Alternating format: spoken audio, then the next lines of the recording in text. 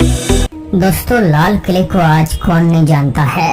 आजादी के बाद पहली बार पंडित जवाहरलाल नेहरू ने इसी लाल किले पर ही तिरंगा फहराया था। अपनी 400 वर्षों की लंबी यात्रा के दौरान इस लाल किले ने कई उथल पुथल देखी है।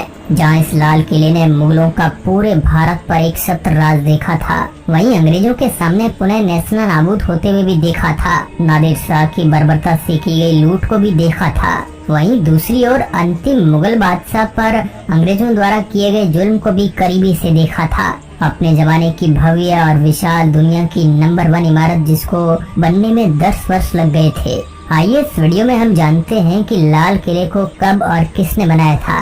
साथ ही जानेंगे लाल किले की 12 वो रहस्यमयी बातें जिनके बारे में आप शायद ही जानते होंगे।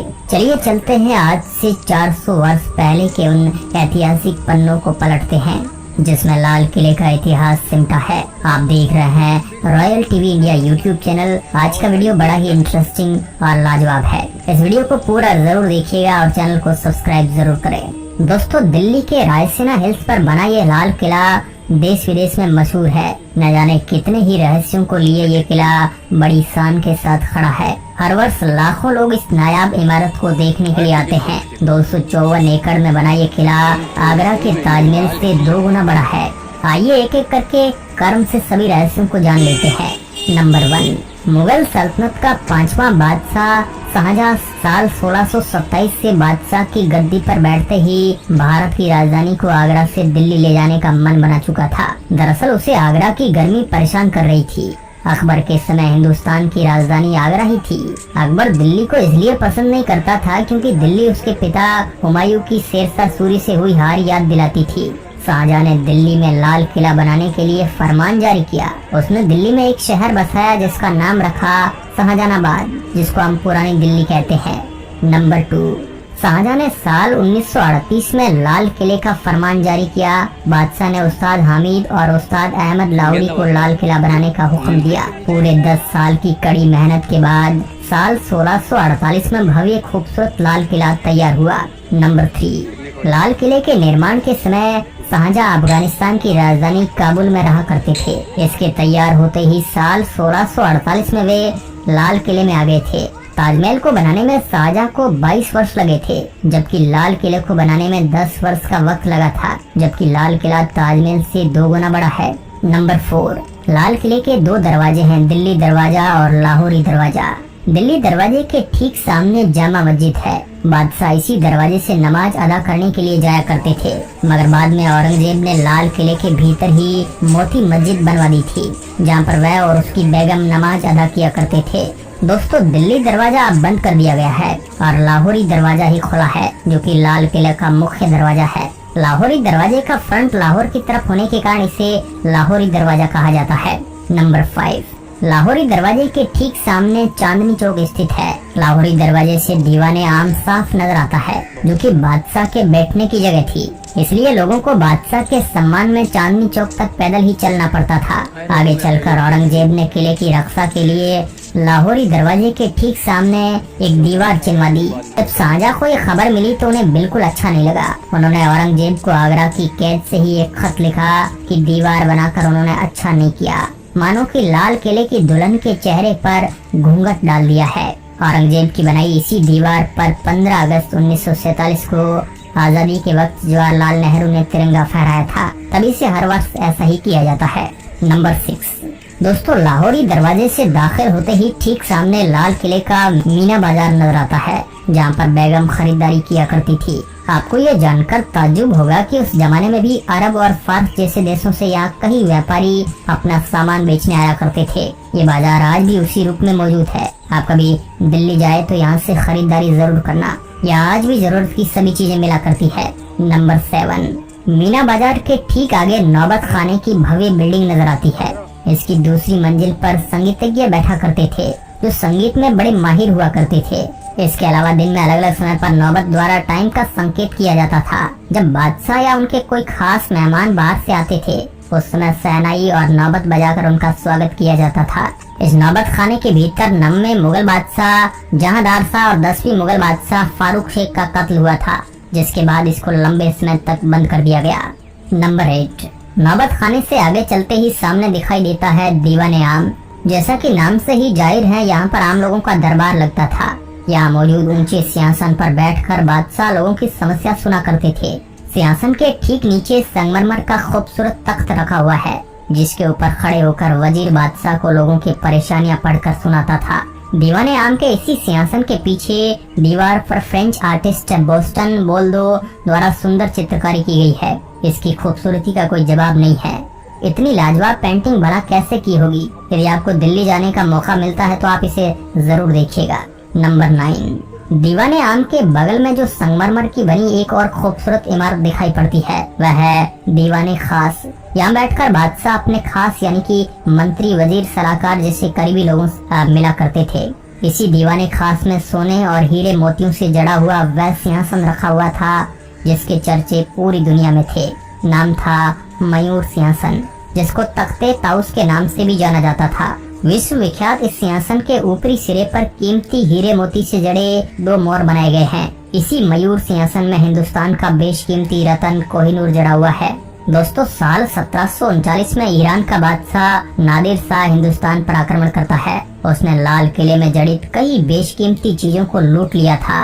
कीमती मयूर सिंहासन को वह अपने साथ ले गया। वह धोखे से मुगल बादशाह की पगड़ी बदलकर हिंदुस्तान का बेशकीमती रत्न कोहिनूर भी अपने साथ ले गया। कहा जाता है कि जब नादिर शाह दिल्ली से इन चीजों को लूटकर वापस ईरान जा रहा था, उसमें बीच रास्ते में लुटेरे ने उन पर हमला कर दिया था, जिसमें उन्होंने कई चीजों को लूट लिया था, जिसमें मयूर सिंहासन भी शामिल था। कहा जाता है कि उन लोगों ने मयूर सिंहासन को तोड़कर कई टुकड़ों में बांट दिया। इस मयूर सिंहासन के निचले हिस्से को आखिरी बार तेहरान के एक म्यूजियम में देखा गया था। दोस्तों, लाल किले की सबसे खूबसूरत इमारत दीवाने खास ही है। इसकी खूबसूरती का अंदाजा आप इस बात से लगा सकते हैं कि दीवाने खास की छत चांदी से बनी हुई थी और इसकी चारों ओर की दीवारों में कीमती पत्थर और नगीने जड़े हुए थे, जिसको समय के साथ साथ निकाल दिया गया।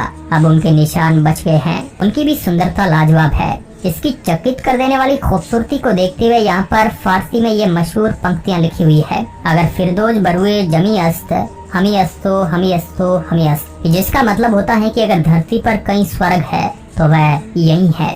नंबर 10, लाल किले की असली खूबसूरती का राज नहर बहिश्ते। इसका मतलब होता है स्वर्ग की नहरें, यानी कि जब ये नहरें किले के भीतर से गुजरती हुई निकलती है तो मानो ऐसा लगता है कि स्वर्ग आज धरती पर उतर आया है, जिसमें कई फवारे लगे हुए थे। तो एक विशेष आवाज करती थी, जिसमें महलों में गर्मियों के दिनों में सावन का एहसास होता था। ये नहरें जमुना नदी से जुड़ी हुई थी, जिससे हमेशा बहती रहे महलों में से होती हुई बगीचे की ओर ऊपर से उछल कूद करती हुई खूबसूरत नहरें लाजवाब हुआ करती थी। इस नहर को शाहजहां ने जन्नत की परिकल्पना पर बनाया था। ये नहरें बहिश्त शाहजहां द्वारा बनाए गए लाल किले के भीतर दूसरे सबसे खूबसूरत महल रंग महल के बीच में से निकला करती थी, जिस कारण रंग महल हमेशा ठंडा रहा करता था। अंग्रेजों ने अपनी हुकूमत के दौरान रंग महल की दीवारों पर जड़ित बेशकीमती चीजों को निकलवा कर इसको रसोई घर में तब्दील कर दिया था। किसी जमाने में बादशाह अपनी रानियों के साथ रातें बिताया करता था। उस खूबसूरत महल को अंग्रेजों ने इस लाल किले में ला खड़ा कर दिया था। नंबर 11, मुमताज महल। इस महल का नाम शाहजहां ने अपनी प्रिय बेगम मुमताज के नाम पर रखा था। ये महल शाही परिवार की महिलाओं के लिए था। इस जनाना महल में बादशाह और शहजादों के अलावा और कोई नहीं आ सकता था। ब्रिटिश हुकूमत के दौरान अंग्रेजों ने इस मुमताज महल को जेल खाने में तब्दील कर दिया था। इस किले के नजदीक ये बना हुआ है। खास महल, ये महल बादशाह का निजी महल था। विशाल इमारत में 3 कमरे थे। पहला इबादत खाना, जिसमें बैठकर बादशाह इबादत किया करते थे। दूसरा ख्वाब गृह यानी कि सपनों का महल, इसमें बादशाह आराम फरमाते थे। तीसरा है बैठक भवन, यहाँ पर बादशाह बैठा करते थे और चर्चाएं भी हुआ करती थी। इन महलों के अलावा लाल किले में एक खूबसूरत बाग भी हुआ करता था, जिसका नाम था हयात बाग बख्श, जिसके मायने हैं जिंदगी देने वाला बाग। अंग्रेजी हुकूमत ने इस बाग को उजाड़ दिया था। आज यहाँ केवल मैदान ही दिखाई देता है। किसी जमाने में इस बाग से खुशबूदार फवारे निकला करते थे और रंग बिरंगे फूलों का अंबार था। बादशाह इस बाग में टहला करते थे। इस हयात बख्श बाग में एक जैसी दिखने वाली 2 आमने सामने बनी हुई इमारत मौजूद है। पहले का नाम था सावन, वहीं दूसरे का नाम था भादो। दोस्तों, इन दोनों इमारतों के नाम हिंदी महीनों के नाम पर रखे गए थे। ये बड़े ताजुब की बात है कि इन दोनों के अलावा किले में मौजूद सभी इमारतों का नाम फारसी लफ्जों में रखा गया था। आपको ये जानकर हैरानी होगी कि जब कभी दिल्ली में बारिश होती थी तो सावन में शाही महिलाएं और भादो इमारत में शाही पुरुष बैठकर बारिश का आनंद लेते थे। नंबर 12 है दोस्तों, लाल किले के लाहौरी दरवाजे और दिल्ली दरवाजे के अलावा तीसरा दरवाजा भी है, जिसका नाम है यमुना दरवाजा।